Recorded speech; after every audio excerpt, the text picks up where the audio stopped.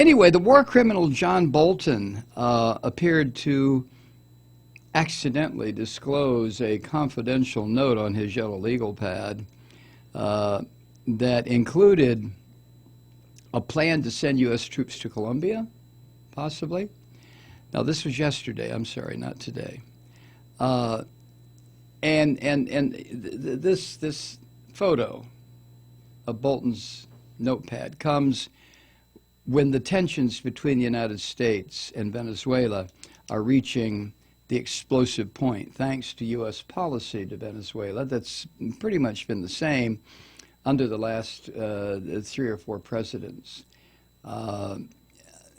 Obama's attitude toward Venezuela was kind of a hands-off policy, but Bush Jr. and Trump, being an ignorant savage, he doesn't have a policy, but the people who manipulate Trump do. And speaking of the people who manipulate Trump, the Russians told Trump to stay the fuck out of Venezuela, to mind his own business. But ever since Hugo Chavez was the populist president of Venezuela, efforts by the U.S. government to destabilize or destroy his regime, his leadership, were ongoing and without let-up.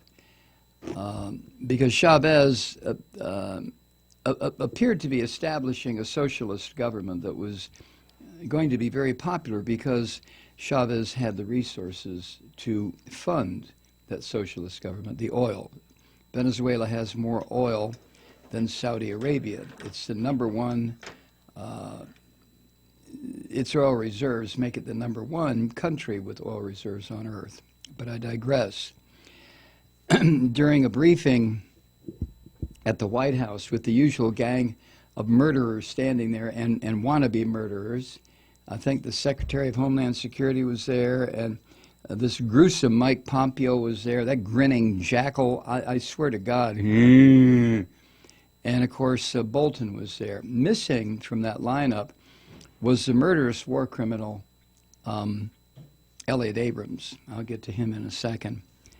Anyway, Bolton spoke, and then he had some papers in his hand. He had a yellow legal pad, and he turned it face out. Now, if you're trying to keep something secret, and your name is John Bolton, you don't turn your note outward. So I think the whole thing, it was done deliberately. This was not an accidental reveal, okay? It was done deliberately. Anyway, scrawled in print on the top of the page were 2 items, said Afghanistan, little arrow, welcome the talks. And that's an apparent reference to the efforts being made right now with U.S. negotiators and Taliban negotiators to get the United States out of a 13-year war with a country we never, ever, ever, ever should have been involved with on that level. And then right underneath it, it said 5,000 troops to Colombia.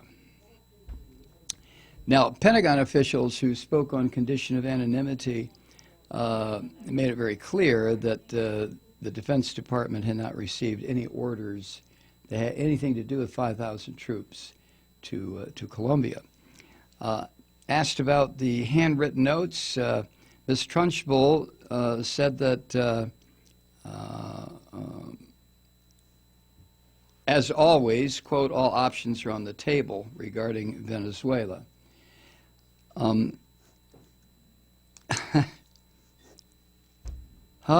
have to pause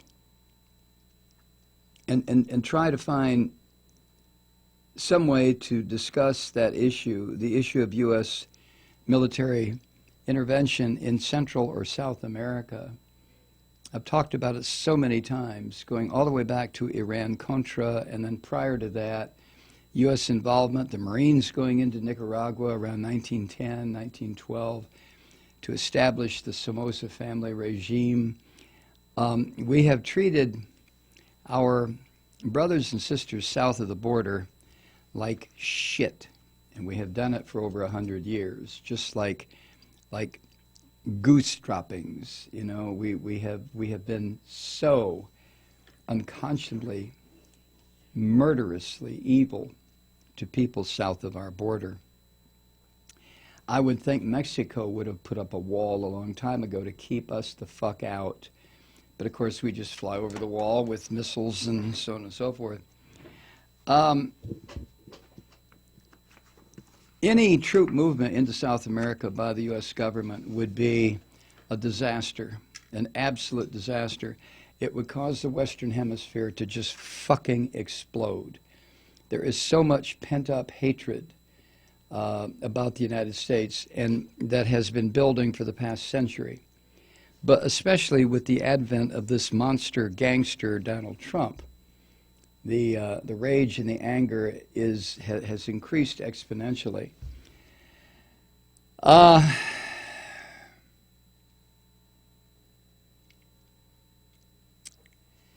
At one time, I think it was last fall,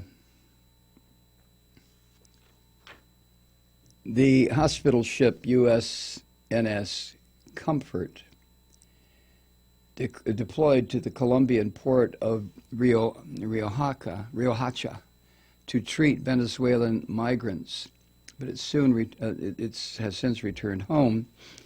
And for years, U.S. military collaborated with Colombia, providing training on everything from counterinsurgency, that means how to torture people, how to rape women for the most effective publicity, how to incarcerate people, how to disappear people, how to use terror. That's what counterinsurgency is. Tensions between U.S. and Venezuela, that's been in place for more than a dozen years now, surged to crisis levels last week, as reported by the Washington Post, after the U.S. recognized the opposition leader in that country, Juan Guaido, as the country's president. Guaido, who is the head of the country's National Assembly, had invoked the Constitution to declare himself Venezuela's president last week. He wasn't elected, but he said the election of Maduro, re-election of Maduro, was so fraudulent that he was stepping in. And apparently the people in Venezuela, millions of them, are in favor of this.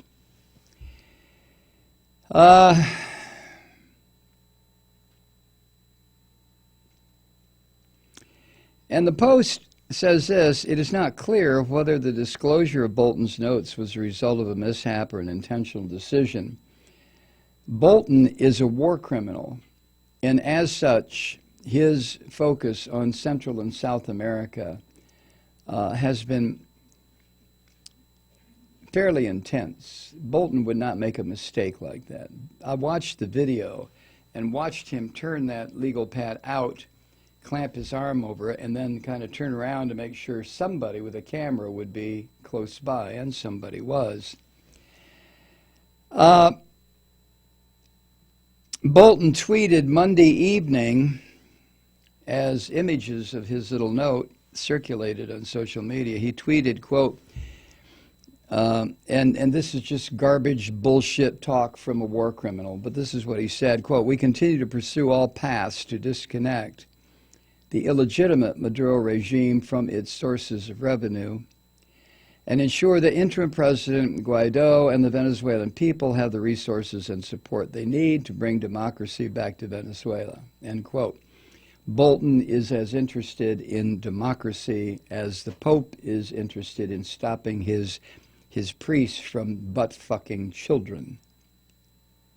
Bolton gives a shit about democracy. Now, as the Post points out, this would not be the first time that notes or briefing had been inadvertently released to the public after being captured on camera by in the Trump White House.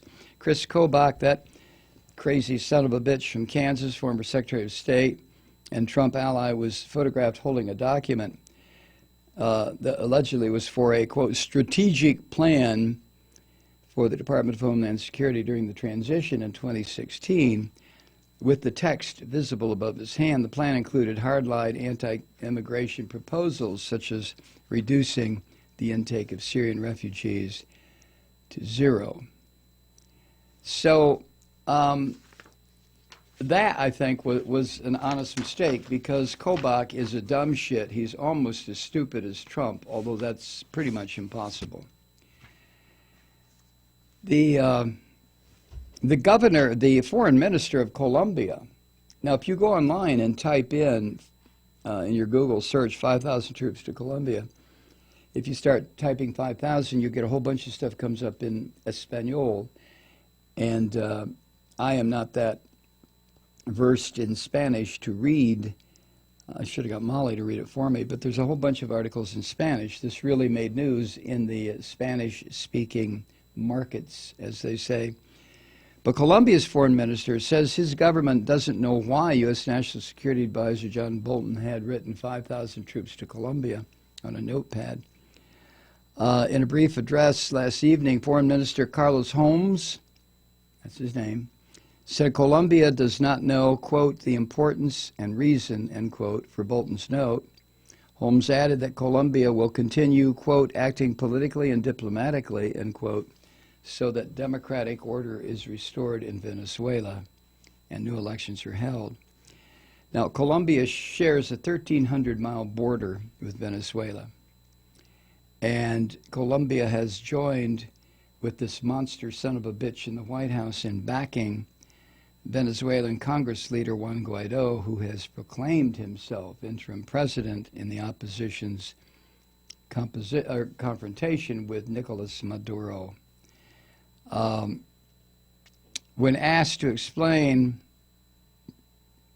the words in Bolton's notepad, like I said, Ms. Trunchbull said, as the president said, all options are on the table, yada, yada, blah, blah, blah.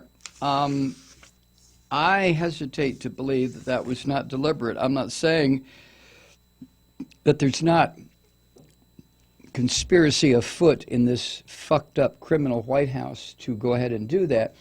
Right now, Trump needs something explosive, figure of speech, to happen to divert attention away from the fact that apparently the report on his dealings with the Russians and the crime that he has been involved in is about to be released. And in order to push that off the front pages, when that report is released, getting into a military conflict is one of the easiest ways to do it. And Trump would love, just like George W. Bush, I'm a war president now. I'm a war president. Trump would love to say that. Hi, Truth Seekers. Mike Malloy here. As you know, we've switched formats and are now broadcast exclusively on the Progressive Voices Network. So that means you get fewer program interruptions, no corporate commercials, and lots of profanity. But our format change also means some of our radio listeners no longer hear the program. It's been a while since I mentioned our podcasts, so you may have forgotten that there is a way to listen to this program anytime you need a good dose of screaming. Visit MikeMalloy.com and subscribe to our podcast. You have your choice. You can listen to the ranting with the audio podcast or listen and watch me lose control with a video podcast subscription. As a podcast subscriber, you can download the program to your mobile device and take me with you wherever you go.